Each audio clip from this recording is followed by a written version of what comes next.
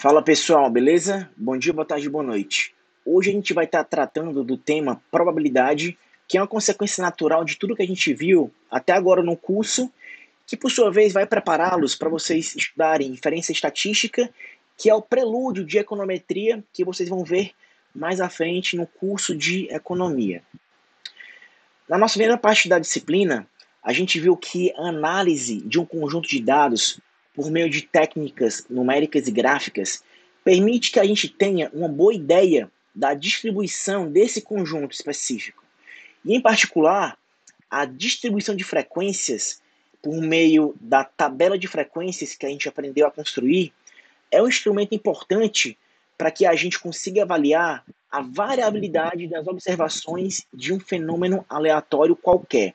E a partir daquela nossa tabela de frequências, a gente conseguia calcular as medidas de posição e de variabilidade, ou seja, as medidas de tendência central e as medidas de dispersão. E essas frequências e medidas calculadas a partir dos dados são estimativas de quantidades desconhecidas associadas em geral a populações das quais foram extraídos esses dados na forma de amostras. Portanto, em particular, as frequências relativas são estimativas de probabilidades de ocorrências de certos eventos de interesse, e que, com as suposições adequadas, sem que a gente observe diretamente esse fenômeno aleatório de interesse, a gente consiga criar um modelo teórico que vai conseguir reproduzir de maneira razoável a distribuição das frequências quando esse fenômeno é observado diretamente. E tais modelos são chamados de modelos probabilísticos. Naquele nosso exemplo de benchmark, qual era a distribuição das frequências relativas da variável número de filhos que uma pessoa tem? Lembrando que no eixo Y nós tínhamos as frequências relativas e no eixo X nós tínhamos todas as realizações dessa nossa variável de interesse, que por sua vez era uma variável quantitativa discreta. Vejam nesse exemplo que a realização 0 e 2 são as que mais aparecem nessa nossa amostra. Ou seja, pessoas que não têm filho e que têm 2 filhos são as que mais aparecem nessa nossa amostra. E tais frequências relativas são estimativas de probabilidades de ocorrências desse evento de interesse. E qual vai ser a pergunta que a gente vai se propor a responder nessa empreitada? É possível construir um modelo probabilístico a partir de uma amostra? Ou seja, é possível saber como essa variável de interesse vai se comportar dentre toda a população, uma vez que a gente tem apenas uma amostra? É possível, uma vez que a gente construa algumas premissas. Um outro exemplo mais didático seria estudar as frequências de ocorrências da face de um dado. Um procedimento padrão a ser adotado seria lançar um dado um certo número de vezes. Vamos supor que a gente está lançando um dado n vezes n igual a 30, por exemplo. E depois que a gente lançar esse dado n vezes, a gente vai estar contando o número de vezes que as faces de 1 a 6 aparecem voltadas para cima. E a notação que a gente vai estar utilizando é n subscrito i, com i indo de 1 a 6. Por exemplo, se a gente lançar um dado 30 vezes e a face 1 aparecer 7 vezes, n subscrito 1 vai ser igual a 7. Tá legal? E as proporções n subscrito i sobre 30 vão determinar a distribuição das frequências relativas desse experimento realizado. Novamente, se a face 1 aparece 7 vezes voltada para cima e eu jogo o dado 30 vezes, n1 sobre n vai ser igual a 7 sobre 30, que por sua vez essa seria a frequência relativa associada à realização 1. Vamos supor agora que a gente vai lançar um dado n' vezes com n' diferente de n. Vamos supor que n' seja igual a 40. Percebam que a gente agora teria uma outra tabela de frequências, verdade? Porém, é de se esperar que o padrão dessa nossa nova tabela de frequências seja muito próximo à tabela de frequências anteriormente realizada com n igual a 30. Novamente, Se a gente jogar um dado 30 vezes, vamos supor que a gente vai obter a seguinte tabela de frequências na figura abaixo. Nesse caso, vejam que a realização 3, a face 3, foi a que mais apareceu voltada para cima nesse experimento de jogar o dado 30 vezes. Porém, o que vai acontecer com essa distribuição de frequências relativas, uma vez que a gente joga esse dado infinitas vezes? Um modelo probabilístico pode ser construído por meio de premissas como segue. Vamos supor que nesse dado, a gente tem um dado normal, com 6 faces, novamente, e mais importante, a gente tem um dado que não é viciado, ou seja, esse dado que é não viciado, ele não favorece nenhuma face em particular. Isso é possível de acontecer pelo fato de, num dado viciado, o centro de gravidade desse dado estar mais concentrado para alguma face pré-estabelecida. Vamos supor que a gente tem um dado que é não viciado. Com essas duas suposições, cada face deve ocorrer o mesmo número de vezes quando esse dado é lançado N vezes. E, portanto, a proporção de ocorrência de cada face deve ser 1/6.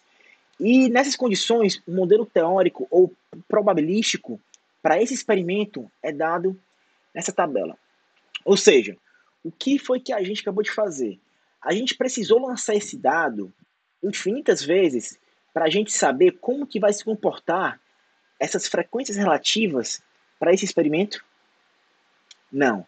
É isso que a gente se propõe a fazer em um modelo probabilístico. A gente não precisa observar o evento de interesse, porém, é possível a gente saber como que vai se comportar essa variável antes de realizar o experimento propriamente dito. Um outro exemplo seria o seguinte: a gente tem um grupo de 2 mulheres e 3 homens. E uma pessoa vai ser sorteada para presidir uma reunião qualquer. A gente quer saber as probabilidades de o presidente ser do sexo masculino ou feminino. A gente observa que só existem 2 possibilidades: ou a pessoa sorteada é do sexo masculino ou é do sexo feminino. Supondo que o sorteio seja honesto, de forma a não pender para nenhum dos lados, que cada pessoa tenha igual chance de ser sorteada, a gente vai ter um modelo probabilístico para esse experimento. Concordam? Ou seja, a frequência teórica vai ser, para as mulheres, 2/5 e para os homens, 3/5. Novamente, a gente não precisou realizar esse sorteio infinitas vezes para a gente saber como que vai se comportar essa frequência relativa, uma vez que a gente repita esse experimento muitas vezes. Perceberam? Portanto, a frequência teórica vai ser uma generalização da frequência relativa quando o número de experimentos tende ao infinito. Então, dos 2 exemplos anteriores, a gente verifica que todo experimento que envolve um elemento ao acaso vai ter um modelo probabilístico especificado quando a gente estabelece 2 coisas: um espaço amostral e uma probabilidade. O espaço amostral, que vai ser denotado pela letra grega ômega maiúsculo, consiste, em suma, no caso discreto, da enumeração de todos os possíveis resultados do experimento em questão. E cada um desses possíveis resultados a gente vai estar chamando por pontos amostrais ou elementos amostrais, e a gente vai estar utilizando a notação ômega minúsculo e os respectivos subscritos para fazer menção às realizações diferentes dessa variável em questão. E a probabilidade ela vai ser associada a cada um desses elementos amostrais. E percebam que, se for possível associar uma probabilidade a cada um desses pontos amostrais, também vai ser possível encontrar uma probabilidade de um subconjunto A que pertence ao nosso espaço amostral. Para ilustrar graficamente eventos, é costume a gente utilizar diagramas de Venn, comumente utilizado na teoria dos conjuntos. Nessa figura, a gente vai estar ilustrando o nosso espaço amostral pelo quadrado seja, é o espaço que engloba todos os pontos amostrais. Os círculos A e B são eventos A e B quaisquer, ou seja, subconjuntos que pertencem ao espaço amostral. E os pontos amostrais são cada um desses pontos que pertencem ao nosso espaço amostral. Suponham agora que a gente lance uma moeda 2 vezes. C vai indicar a face cara voltada para cima e R coroa. Nosso espaço amostral, nesse caso, vai ser formado por 4 pontos amostrais. O primeiro é formado por 2 caras, o segundo e o terceiro por uma cara e uma coroa, e o último ponto amostral, ou elemento amostral, vai ser formado por 2 coroas. É razoável supor que cada um desses pontos tenha a probabilidade de 1/4 de ocorrência se a moeda for não viciada. Por outro lado, se a gente designar por A o evento que consiste na obtenção de faces iguais nos 2 lançamentos, então a probabilidade de o evento A ocorrer vai ser dada por a soma da probabilidade de o primeiro ponto amostral ocorrer com a probabilidade de o último ponto amostral ocorrer, que perfaz uma probabilidade de 1/2. De modo geral, se A for qualquer evento do nosso espaço amostral, então a probabilidade de esse evento A ocorrer vai ser o somatório dos elementos amostrais que compõem esse evento A, que por sua vez é um subconjunto do nosso espaço amostral. Um outro exemplo seria pensar em casos favoráveis e casos possíveis. A gente quer calcular agora a probabilidade de sair um número múltiplo de 3 no lançamento de um dado. A questão, novamente, é de probabilidade. Probabilidade lembra casos favoráveis e casos possíveis. Quais seriam os casos possíveis no lançamento de um dado de 6 faces? São todos aqueles resultados que podem ocorrer.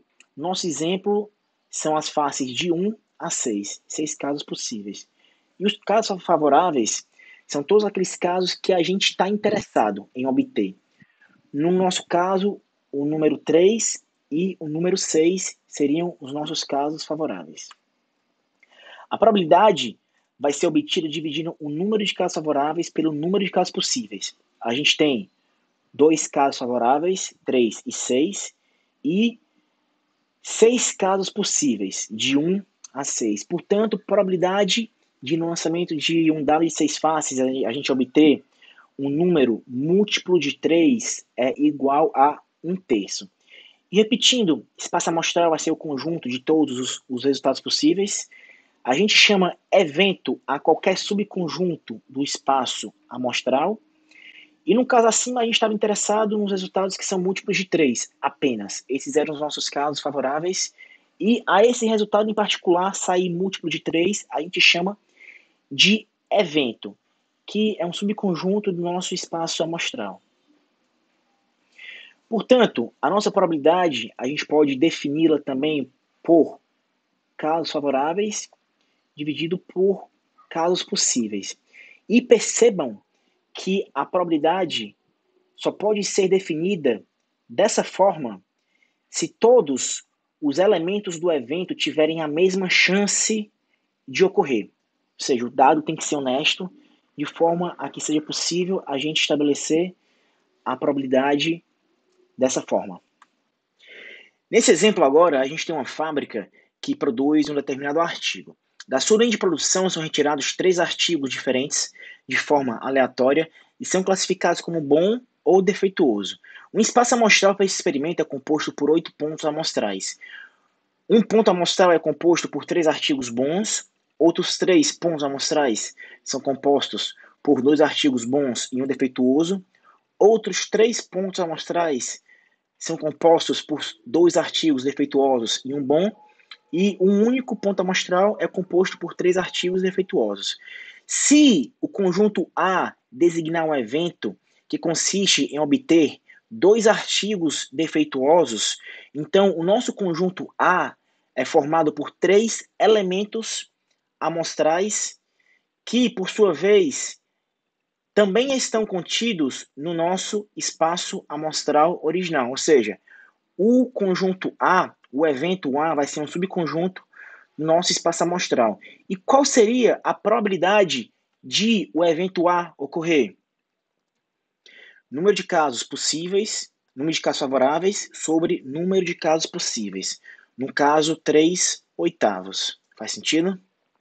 Faz. Um exemplo um pouco diferente, mas na mesma linha, seria o seguinte. Vamos considerar um experimento que consiste em retirar uma lâmpada de um lote ao acaso e medir seu tempo de vida antes de ela queimar. Um espaço amostral conveniente seria T pertencente aos reais, tal que T é maior ou igual a zero. Ou seja, nosso espaço amostral seria o conjunto dos números reais não negativos. Se o conjunto A indicar o evento, tempo de vida da lâmpada que é inferior a 20 horas, então esse evento vai ser dado por esse intervalo. T maior ou igual a zero e menor do que 20. E esse é um exemplo de um espaço amostral contínuo, contrastando com os anteriores que foram todos discretos. Dada toda a discussão feita até aqui, algumas propriedades das probabilidades ficam bastante claras de serem observadas, como por exemplo, a probabilidade é uma medida associada a um evento incerto e tal medida orbita entre 0 e 1. Se o evento for impossível de ocorrer, a probabilidade associada a esse evento vai ser igual a 0.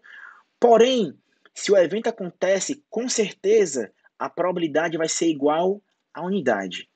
A teoria das probabilidades vai buscar estimar as chances de ocorrer um determinado acontecimento. E nós vimos alguns exemplos anteriores, tais como lançar um dado ou uma moeda, ou o tempo de duração de uma lâmpada. Também poderíamos analisar as condições climáticas do próximo domingo ou a taxa de inflação do próximo mês. Nesse exemplo, a gente tem dados referentes a alunos matriculados em 4 cursos de uma universidade em um dado ano. Vamos indicar por M o evento que ocorre quando, escolhendo se ao acaso um aluno do conjunto desses 4 cursos, ele seja estudante de matemática pura. Nesse caso, a gente tem 110 alunos que estão matriculados em matemática pura e 30 alunos que estão matriculados em matemática aplicada, 30 em estatística e 30 em computação. A gente tem nessa universidade, nesse caso, 200 alunos. E dentre esses 200 alunos, nós temos 115 homens e 85 mulheres. Dessa forma, fica claro que a probabilidade, por exemplo, de um estudante escolhido ao acaso estar matriculado em estatística vai ser dado por 30 número de casos favoráveis sobre 200 número de casos possíveis. Da mesma forma, a probabilidade de um aluno ser homem é dada por 115, que é o número de casos favoráveis, sobre 200, número de casos possíveis. Dados os eventos A e H, matemática aplicada e homens, a gente pode considerar 2 novos eventos, como por exemplo, A união H, que é quando pelo menos um dos 2 eventos ocorre, e A interseção H, que é quando os 2 eventos ocorrem simultaneamente. Vê-se que a probabilidade de A interseção H vai ser dada por 15 número de casos favoráveis sobre 200 número de casos possíveis. Ou seja, o aluno tem que estar matriculado em matemática aplicada e ser homem ao mesmo tempo. Tal probabilidade associada a esse evento é de 15 sobre 200. A gente vê também que a probabilidade de o aluno estar matriculado apenas em matemática aplicada é de 30 sobre 200 e a probabilidade de o aluno ser homem é de 115 sobre 200. Vamos supor que a probabilidade associada à união desses 2 eventos, A e H, fosse dada pela seguinte conta, pela soma normal da probabilidade de A com a probabilidade de H, perfazendo uma probabilidade total de 145 sobre 200. Esse cálculo estaria correto, por exemplo? Não estaria correto pelo fato de nós estarmos contando 2 vezes os alunos que são homens e que estão matriculados no curso de matemática aplicada.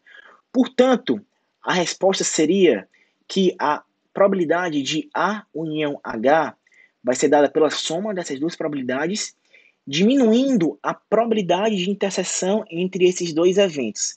De outra forma, nós estaríamos contando esse evento duas vezes dentro da união desses dois eventos maiores. Portanto, a probabilidade de A união H vai ser dada por 130 sobre 200 e não 145 sobre 200. Tá claro? No entanto, vamos considerar agora os eventos A e C. O aluno está matriculado em matemática aplicada e está matriculado em computação. A probabilidade associada ao evento A é de 30 sobre 200 e a probabilidade do evento B ocorrer, computação, também é de 30 sobre 200. Fica claro, nesse caso, que a probabilidade associada à união desses dois eventos vai ser dada pela soma dessas duas probabilidades. E por que que, nesse caso, a gente não diminui a probabilidade da interseção desses dois eventos ocorrerem simultaneamente? A gente não faz isso pelo fato de esses dois eventos serem disjuntos ou mutuamente exclusivos. Ou seja, se A ocorre, então C não ocorre e vice-versa. Em outras palavras, a probabilidade da interseção desses dois eventos ocorrer é igual a zero. Portanto, essa probabilidade vai ser igual a zero, e quando a gente calcula essa probabilidade, não é que nós não estamos diminuindo a probabilidade da interseção desses dois eventos ocorrer. Apenas estamos suprimindo essa parte da conta pelo fato de essa probabilidade da interseção ser igual a zero. Portanto, seja U e V dois eventos quaisquer dentro de um espaço amostral, a gente tem a regra de adição de probabilidades, que vai ser dado pela probabilidade de A união V é igual à probabilidade de U mais a probabilidade de V menos a probabilidade da interseção desses dois eventos. O que se reduz a esse caso se os dois eventos forem mutuamente exclusivos.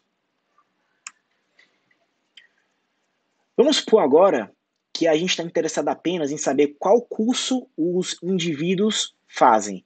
Não interessando saber se é homem ou mulher. Vamos chamar o evento B o evento que agrupa matemática pura, estatística e computação. Ou seja, B vai ser igual à união desses três eventos. Fica claro que a união B, nesse caso, vai ser igual ao próprio espaço amostral. Fica claro pelo fato de, nessa união desses dois eventos agora, nós temos todos os pontos amostrais desse espaço amostral, o que comuta de seu próprio espaço amostral. E a interseção de A com B vai ser o nosso conjunto vazio. Aqui tem um erro pequeno, mas aqui é a interseção, tá ok?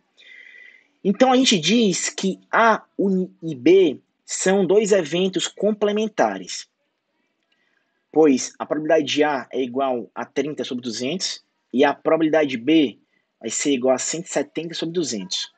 Portanto, a probabilidade de A mais a probabilidade de B vai ser igual à unidade. E de modo geral, a gente vai indicar A sobrescrito C, o evento complementar de um evento qualquer A. E sempre vai acontecer da probabilidade de um evento somado com a probabilidade do seu complementar perfazer a unidade que vai ser o próprio espaço amostral. Utilizando os diagramas de Venn, fica claro como que dois eventos complementares entre si se comportariam dentro de um espaço amostral qualquer. Nesse caso, tomando a soma da probabilidade de A com a probabilidade de A complementar, a gente teria um resultado igual à unidade, que por sua vez é igual à própria probabilidade de o espaço amostral ocorrer. As operações de união, interseção e complementação entre eventos possuem propriedades análogas àquelas válidas para operações entre conjuntos. E pode-se provar facilmente essas 8 propriedades utilizando os nossos diagramas de Venn. E que eu peço para vocês provarem cada uma dessas propriedades em vossas residências, uma vez que são bastante simples de serem provadas. Vamos considerar agora um experimento aleatório e os eventos A e B associados, tais que a probabilidade de A é igual a 1/2, a probabilidade de B é igual a 1/3, e a interseção entre esses dois eventos possui uma probabilidade igual a 1/4. Portanto, qual seria a probabilidade de A complementar? Seria igual a 1 menos a probabilidade de A, no caso, 1 menos 1/2 igual a 1/2. O mesmo para a probabilidade de B complementar, que é igual a 1 menos a probabilidade de B acontecer, no caso, 1 menos 1/3, que é igual a 2/3. No item C, nós temos a regra de adição de probabilidades e a probabilidade de A união B vai ser dada por probabilidade de A mais probabilidade de B menos a interseção entre esses dois eventos. Se a gente não diminui essa probabilidade de interseção, nós estaríamos contando essa probabilidade de ocorrência 2 vezes, uma vez que esses dois eventos A e B não são mutuamente exclusivos. Portanto, a probabilidade de A união B seria da ordem de 7/12. Por fim, os itens D, E e F exploram 3 propriedades daquelas 8 mostradas anteriormente, que eu peço para vocês fazerem em casa, que são bastante simples. Vamos considerar novamente uma situação historicamente importante, aquela em que a gente tem um espaço amostral finito, dado por ômega, composto por diversos pontos amostrais, em que todos esses pontos têm a mesma probabilidade, 1/n, de ocorrência. Se A for um evento contendo m pontos amostrais, então a probabilidade de A ocorrer vai ser dada por m/n. E nesse caso, a gente viu que não é necessário explicitar completamente o espaço amostral e o evento A, bastando apenas calcular M e N, chamados respectivamente casos favoráveis e casos possíveis. E, para tanto, são usados métodos clássicos de contagem de análise combinatória. Um princípio fundamental de contagem nos diz que, se uma tarefa pode ser executada em 2 etapas, a primeira podendo ser realizada de P maneiras e a segunda de Q maneiras, então as duas podem ser realizadas simultaneamente de P vezes Q maneiras.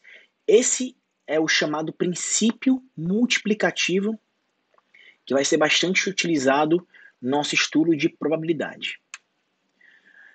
Vamos supor que a gente quer comprar uma marmita no restaurante que oferece algumas opções para a gente montar o nosso prato. A gente tem 3 tipos de arroz, 2 tipos de carne e 4 tipos de salada. Quantas marmitas podem ser montadas com os itens acima, escolhendo apenas um de cada? Fica claro que a gente tem 24 possibilidades de montar essa marmita. Fica claro, né? A gente pode utilizar o princípio multiplicativo para calcular o número de casos possíveis, precisando apenas nos atentarmos às categorias que aumentam a diversidade dentro de cada uma das opções. Por exemplo, a gente tem 3 tipos de arroz, multiplicado com 2 tipos de carne, multiplicado com 4 tipos de salada. Procedendo assim, nós teríamos 24 casos possíveis para montarmos essa nossa marmita. E qual seria a probabilidade de a gente ter marmitas com carne do tipo 1? Procedendo de forma manual, a gente teria 12 casos favoráveis, ou seja, a gente teria 12 opções de marmitas que teriam carne do tipo 1. Portanto, a probabilidade de marmitas com carne do tipo 1 seria de 12, número de casos favoráveis sobre 24, número de casos possíveis igual a 0,5. Vamos supor agora que em um lote com 20 peças existam 5 que sejam defeituosas. Escolhemos 4 peças do lote ao acaso, ou seja, uma amostra com 4 elementos, de modo que a ordem dos elementos seja irrelevante. Dessa maneira, o número de amostras com 4 elementos que a gente pode extrair desse lote é uma combinação de 20 elementos tomados 4 a 4, que perfaz uma cifra de aproximadamente 4.800. Nesse caso, eu peço para vocês revisarem análise combinatória, que é um tema bastante simples de matemática básica. Vamos supor que a nossa empreitada, nesse exemplo, é calcular a probabilidade de se escolher 2 peças defeituosas na nossa amostra. Pelo que foi visto acima, esse valor de aproximadamente 4.800 é o número de pontos no nosso espaço amostral. Ou seja, lembrando daquela notação mais simples de probabilidade, que a gente tem número de casos favoráveis no numerador e no denominador número de casos possíveis, essa cifra de aproximadamente 4.800 seriam todos os nossos casos possíveis. E seja o evento A aquele que consiste em escolher 2 peças defeituosas na nossa amostra. Segue que o número de casos favoráveis vai ser igual a uma combinação de 5 elementos tomados 2 a 2, multiplicado por uma combinação de 15 elementos tomados 2 a 2, pois a gente pode escolher na nossa amostra de 4 elementos 2 peças defeituosas e 2 que sejam não defeituosas simultaneamente de P vezes Q maneiras, utilizando o nosso princípio multiplicativo. Portanto, a probabilidade do evento A ocorrer é número de casos favoráveis sobre número de casos possíveis, que vai ser igual a 21,7%. Por fim, lhes trago um exemplo envolvendo loteria.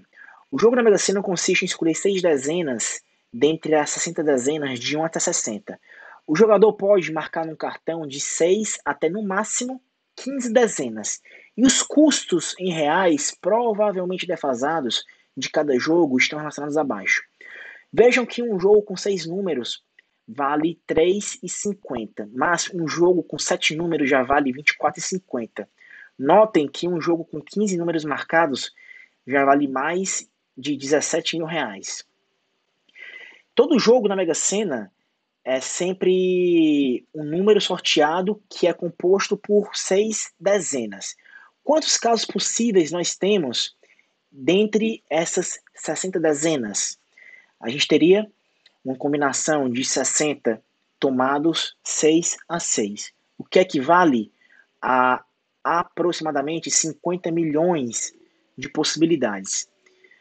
Portanto, com um jogo com 6 dezenas, que vale R$ 3,50, a probabilidade de ganhar o prêmio máximo é de 1 sobre 50 milhões, aproximadamente. E vejam, por que o jogo com 7 dezenas custa R$ 24,50? Apenas pelo motivo de que, com 7 dezenas, a gente pode formar uma combinação de 7 tomados 6 a 6, o que é igual a 7 jogos de 6 dezenas. Ou seja, fazer um jogo com 7 dezenas ou 7 jogos com 6 dezenas são ações equivalentes em termos de probabilidade. Faz sentido? Pessoal, hoje a gente encerra por aqui e na próxima aula a gente vai iniciar a discussão de independência e de probabilidade condicional. Até lá e bons estudos.